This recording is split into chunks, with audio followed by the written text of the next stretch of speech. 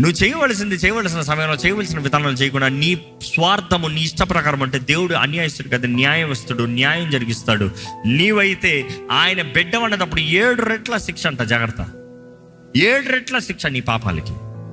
ఈరోజు దేవుడు మీతో మాట్లాడుతున్నాడు. నీ జీవితంలో కానీ వర్షం కావాలంటే, ఇప్పటికే చాలామంది ఆల్మోస్ట్ జీవితంలో ఇదిగో నేను చేసిన మధ్యలో ఆగిపోయి ఉంది, నేను ప్రయత్నం చేసిన మధ్యలో ఆగిపోయింది, చేయి వరకు వచ్చి మధ్యలో ఆగిపోయి ఉంది, ఇంకా అవుతుందో లేదో అన్న పరిస్థితుల్లో ఉన్నానన్న వారైతే దేవుని పాదాలు పట్టుకోండి. దేవుడు మీకు కడవరి వర్షం ఇవ్వాలి. దేవుని వాక్యలో చూస్తానండి, ఈ తుఫాన్లు కెరటాల అపవాది తీసుకొస్తాడేమో కానీ ఆపగలిగిన శక్తి దేవుడికి ఉంది.